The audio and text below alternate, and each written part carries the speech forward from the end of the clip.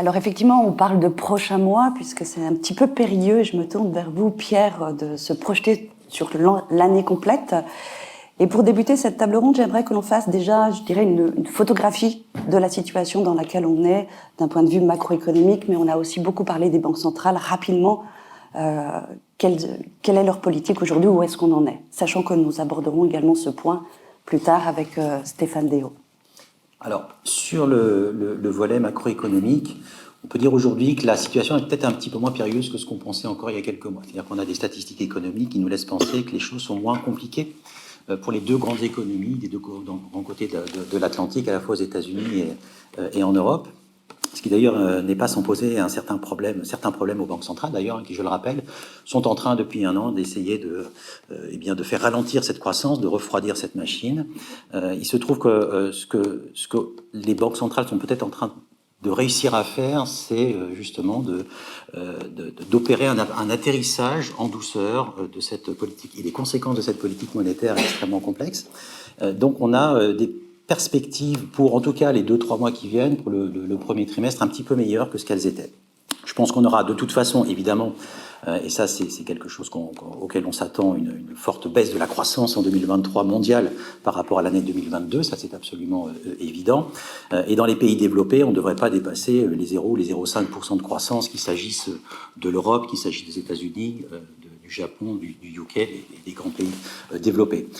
Sur les pays émergents, ce sera un petit peu mieux, on aura des croissances supérieures, notamment grâce à la Chine, qui va permettre aux pays, notamment d'Asie émergente, de démarrer un petit peu plus fort, puisque la Chine est en train de se rouvrir, et ça c'est la bonne nouvelle, et c'est ce qui permet d'apporter cet optimisme que vous avez tous remarqué, notamment sur les marchés d'actions, depuis le début de l'année, un optimisme qui s'est envolé sur des niveaux derrière tout à fait impressionnants. On a des bourses qui ont monté de plus de 8% pour certaines d'entre elles en Europe, ce qui est assez impressionnant pour un début d'année.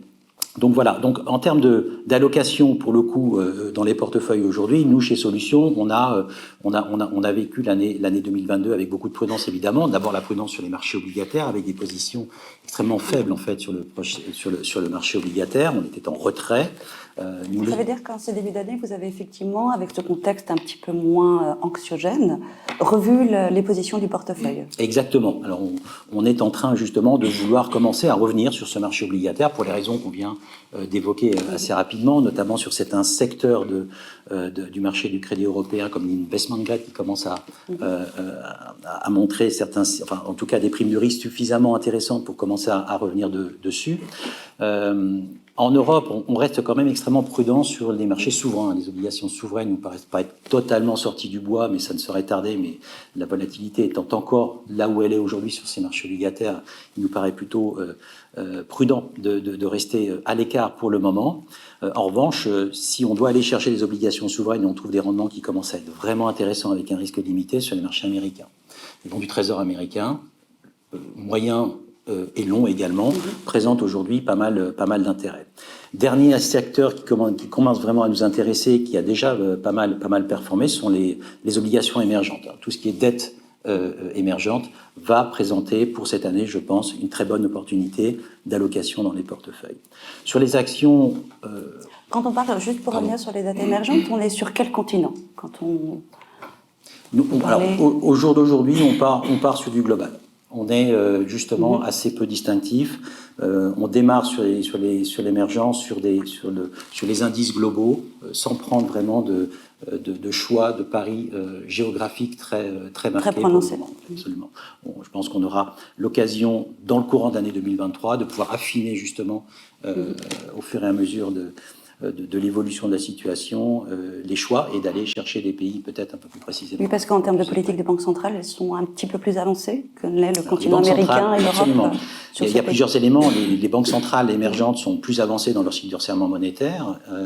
On a également, donc je le disais, la réouverture de la Chine qui est un phénomène plutôt positif. Et puis on a un dollar qui s'est quand même bien retourné et qui s'est engagé dans une tendance baissière qui peut-être n'ira pas beaucoup plus loin, on ne sait pas, mais nous on a le sentiment quand même que ce dollar est allé très loin à la hausse et donc est en train de se retourner, et ça pourrait durer encore un petit moment. Et ça c'est plutôt favorable aux économies émergentes, et donc ça permettrait d'avoir un resserrement de ces spreads sur cette catégorie-là. Voilà pour le marché obligataire. Pour les grandes lignes. Je me tourne vers vous, Jean-Jacques.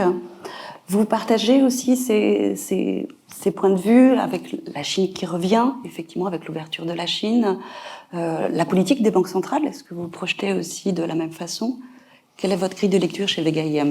Ce qu'on fait, c'est que vis-à-vis du réseau trimestriellement, on fait justement le point de la stratégie. Donc il faut repartir, je pense, un petit peu en arrière. C'est-à-dire que fin septembre, on avait décidé de couper la sous-pondération qu'on avait parce qu'il nous semblait vraiment que, à la fois, et ça c'est assez consensuel, donc couper la sous-pondération, c'est de revenir, c'est de reprendre du risque, à la fois sur le crédit, sur le high yield et sur les actions. Et on a maintenu ce risque jusqu'à présent. Donc ça veut dire qu'on a quand même un sentiment plus constructif. L'idée qu'il y avait, c'est qu'il y avait un point d'inflexion fort, non pas au niveau des politiques des banques centrales, mais au niveau de l'inflation, qui était, je pense, assez facilement anticipable et que beaucoup d'investisseurs avaient en tête. Ils ont été un peu déçus au bout d'un moment donné parce que ça tardait à venir, mais il y avait un tel effet de base quand on regarde notamment les matières premières. On va rentrer justement avec des comparatifs entre février de cette année et février de l'année dernière, quand le pétrole était beaucoup plus haut, que même cet effet d'amélioration de l'inflation va s'accélérer. Donc voilà, donc il y avait cet élément-là. On trouve que sur les taux d'intérêt, justement, ça a été un peu vite. La décrue a été un peu rapide parce qu'on dissocie l'amélioration de l'inflation avec le changement et une baisse possible des banques centrales. On pense que justement, les banques centrales vont sans doute tarder à baisser leurs taux. D'habitude, on pense souvent que le discours des banques centrales parfois est un peu, comment je dirais, manipulatoire. Oui, on a vu qu'ils jouaient un petit peu, les marchés et les banques centrales ont joué beaucoup au chat et à la souris ces derniers temps. Oui, parce que finalement, ce qu'elles souhaitent, c'est des financements des États qui soient encore possibles. C'est-à-dire qu'elles ne veulent pas que les États puissent se financer à des taux trop élevés. Et c'est pour ça que pendant la crise de la Covid, elles ont essayé de manipuler, si je puis dire, les investisseurs pour ancrer une psychologie de l'inflation relativement basse. Et puis à un moment donné, quand il y a eu le déclenchement du conflit russo-ukrainien, là c'était plus possible de tenir la position. Et là, fallait au contraire être très ferme pendant quelques trimestres et être prêt à avoir non pas 3 hausses de taux comme elle l'indiquait en début d'année, mais 17 fois 25 centimes. Mais là, on aurait plutôt tendance à les croire parce qu'on pense que il faut vraiment tuer l'inflation dans l'œuf. Donc on pense que vraiment les politiques de banque centrale s'inverseront sans doute en 2024. Et donc, comme il y a encore quelques hausses de taux à venir, si on arrive avec des taux à 3, 3,25 ou 5, 5,25 sur les taux courts, quand on s'est approché des niveaux de 2, voire 1,80 sur le Bund allemand, on trouvait qu'il n'y avait plus grand-chose à gratter. Donc, on avait tendance à revendre un peu justement l'obligataire ou le crédit. J'étais d'accord sur le crédit et le high yield qui était un peu en avance. Donc, on avait tendance un peu décréter ces éléments-là. Si on revient, donc on a parlé aussi de la Chine, c'est quand même l'événement de cette fin d'année qui va venir bousculer un petit peu le contexte aujourd'hui. Pour vous, qu'est-ce que ça va apporter ? Est-ce que ça va... On veut refroidir la croissance d'un côté avec les banques centrales, c'est comme ça qu'elles recherchent. L'ouverture de la Chine, ça remet non pas l'huile sur le feu, mais en tous les cas, ça peut relancer ces problématiques de croissance. Vous avez raison, parce que comme le point de focalisation, c'est l'inflation, il faut voir l'impact de la Chine par rapport à ce thème-là. Et nous, on pense qu'il y a 2 temps. Le premier temps, alors les quelques semaines qu'on va vivre là, le marché passe au travers et peut voir plutôt l'amélioration des chaînes de valeur et le fait que ça va faciliter le shipping en provenance de la Chine. Et ça veut dire que sur une des composantes de l'inflation, qui est celle des biens, il devrait y avoir de l'amélioration. Il y a toujours une composante qui est très hard, si je peux dire, c'est celle des services, notamment avec les salaires, qui, elle, ne s'améliore pas. Et donc, on va avoir une chute vis-à-vis des prix de l'immobilier qui va jouer, une chute un peu au niveau des biens et surtout cette inversion qu'on va connaître au niveau de l'énergie. Donc ça, on pense que c'est favorable pendant justement ce premier semestre. Et donc c'est une fenêtre facile à anticiper en se disant l'inflation qui était à 8-10, elle peut facilement passer à 3-4. Après, c'est un grand mystère, on n'en sait rien. Et justement, au moment où il peut y avoir la question du retournement des politiques des banques centrales, c'est-à-dire au second semestre, à ce moment-là, on risque d'avoir cet élément haussier sur le pétrole, sur les matières premières, justement, du fait de cette réentrée de la Chine. Donc cette réentrée de la Chine, elle peut avoir un effet un peu positif vis-à-vis de la récession tant attendue États-Unis, Europe, qui peut tarder à venir ou qui peut être assez modeste. Par contre, sur le changement de la politique des banques centrales, là, pour nous, ça repousse cet élément-là. Ça, c'est un élément important qui minore finalement le potentiel d'amélioration des obligations souveraines. Donc cet élément de la Chine, il faut toujours le mettre en parallèle avec l'inflation. Dans un premier temps, au-delà des quelques semaines, plutôt positif. Et dans un second temps, l'anticipation comme quoi on peut avoir un discours des banques centrales qui peut être pris à défaut et avoir déjà une baisse des taux en 2023 nous semble beaucoup trop rapide.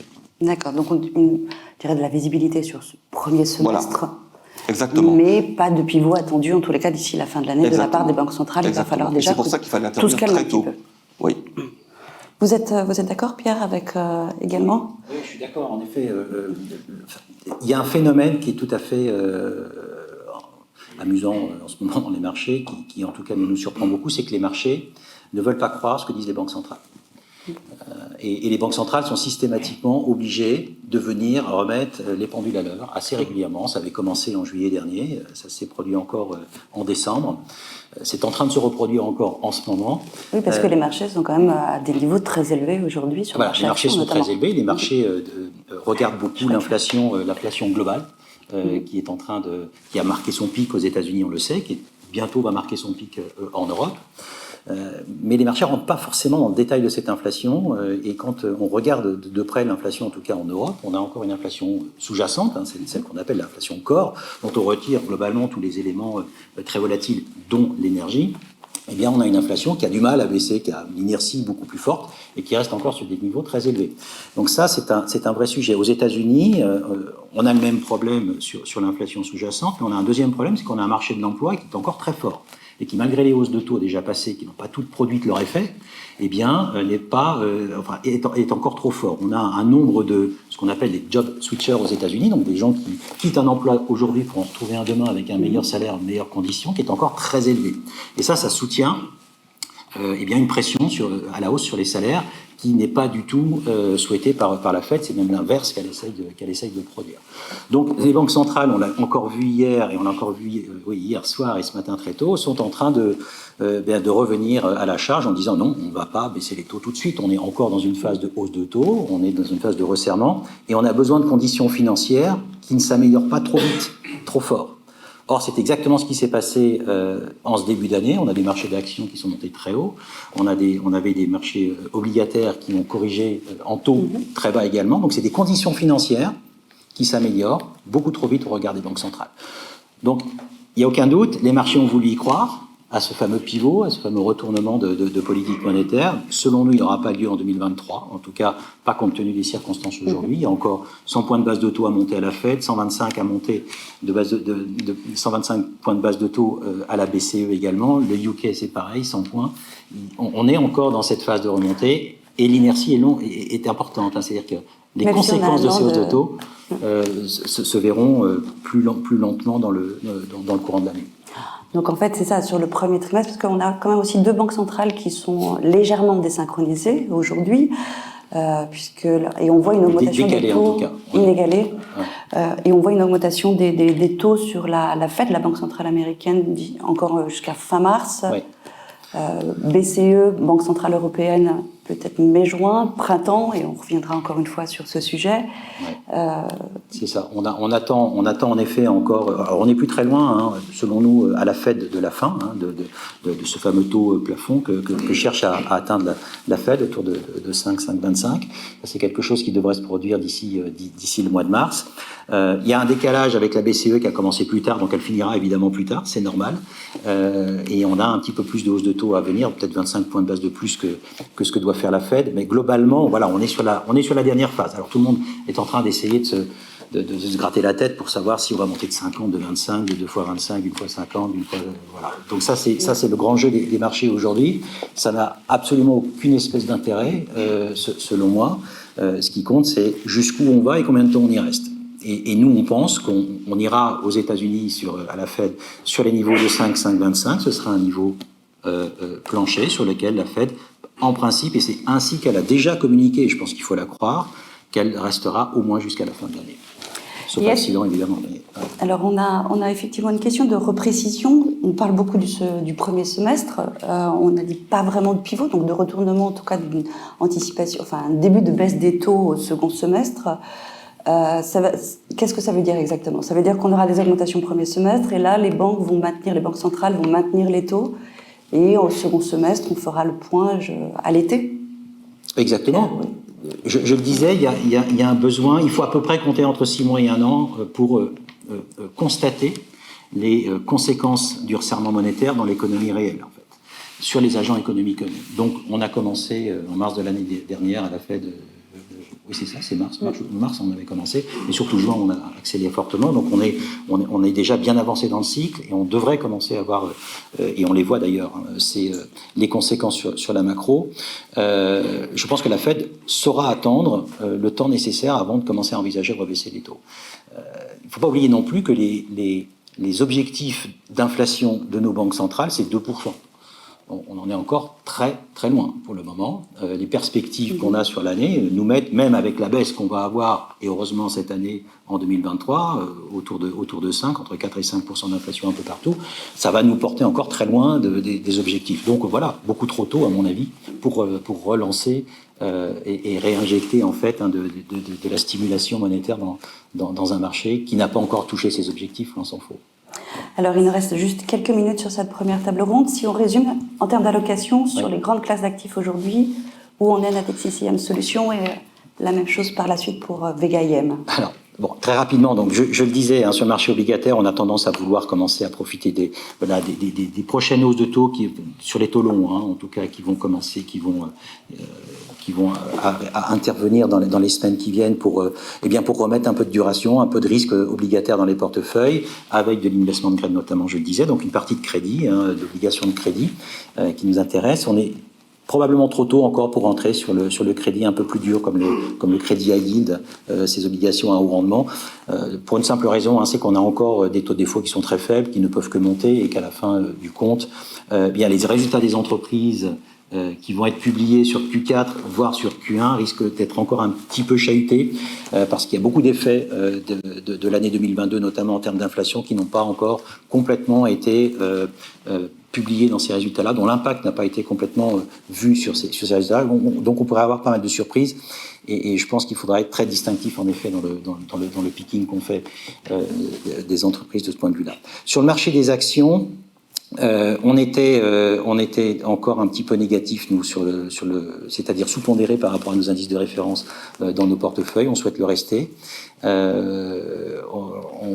risque d'avoir encore un mois de février un peu compliqué sur les marchés d'actions, notamment pour les raisons que je viens d'indiquer, c'est-à-dire la publication des résultats des entreprises, qui a commencé aux États-Unis, qui commence également en Europe, qui va durer encore quelques semaines. Voilà, il faut être prudent.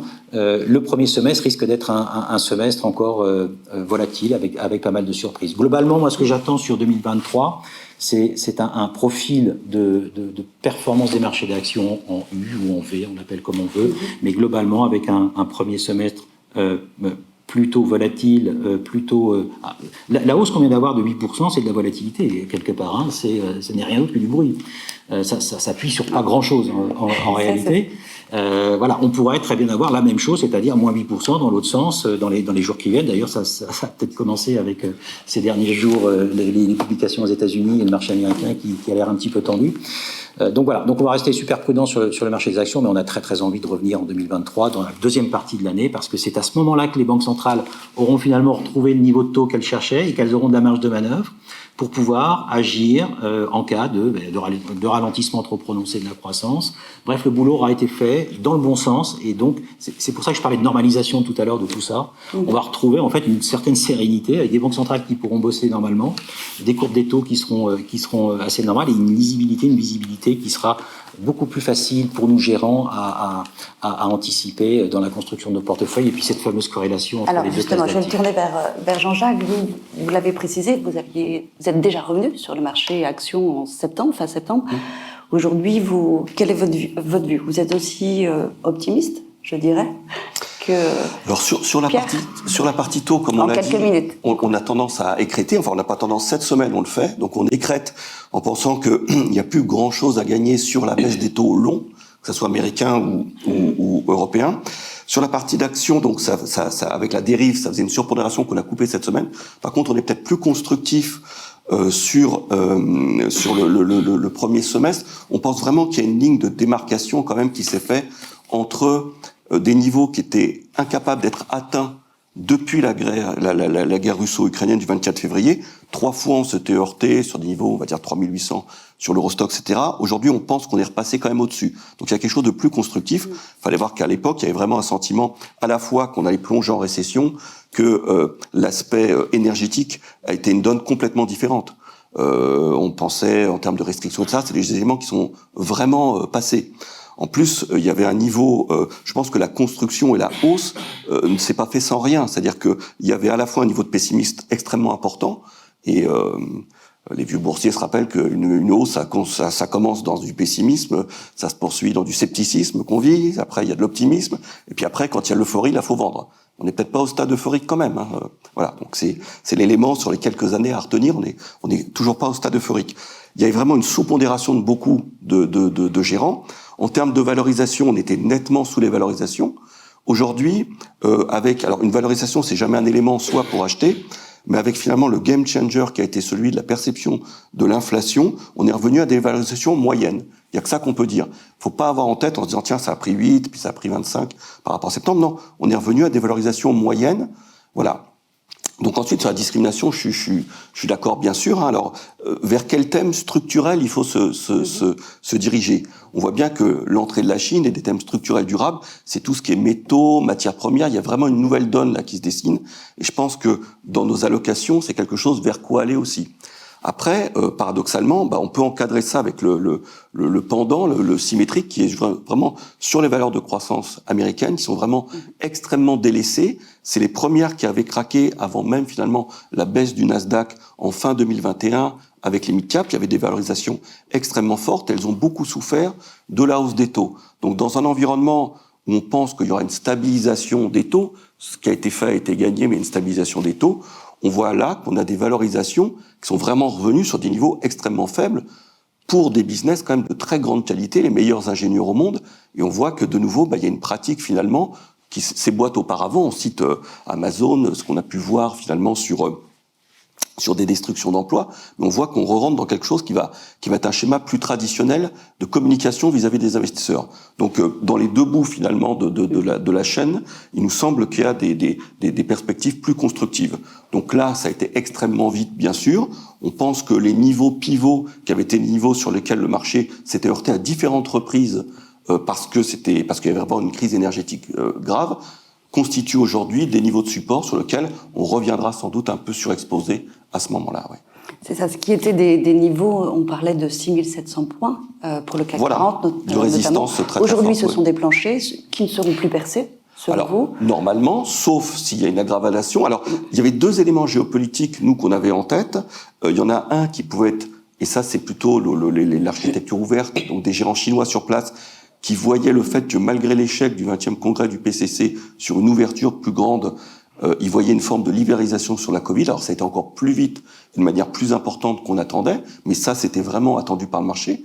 Il y avait un deuxième élément, et là ce qui se met pas en place, qui était avec le basculement des Républicains à la Chambre, le fait que peut-être que les États-Unis pouvaient avoir un soutien moindre vis-à-vis de l'Ukraine, et qu'à un moment donné, en 2023, on pouvait avoir, avec l'échec russe, une forme de négociation. Et là, on voit que cet élément-là, qu'on pouvait anticiper encore il y a quelques mois, et qui aurait été vraiment le dernier élément haussier et favorable, on est en train de passer à côté. Ça ne se résout pas de ce côté-là. On n'a qu'à voir les nominations au niveau de la Russie. Donc voilà, c'est quand même l'élément qui aurait pu être un peu plus rassurant, mais qui reste toujours cet élément un peu en suspens sur le marché russe. Mais oui, c'est un élément, on pense pas qu'on peut revenir sur les éléments qu'on a vécu. Il y avait vraiment une donne différente en matière énergétique et en matière de croissance par rapport au pire de ce qu'on pouvait anticiper en 2022, en effet.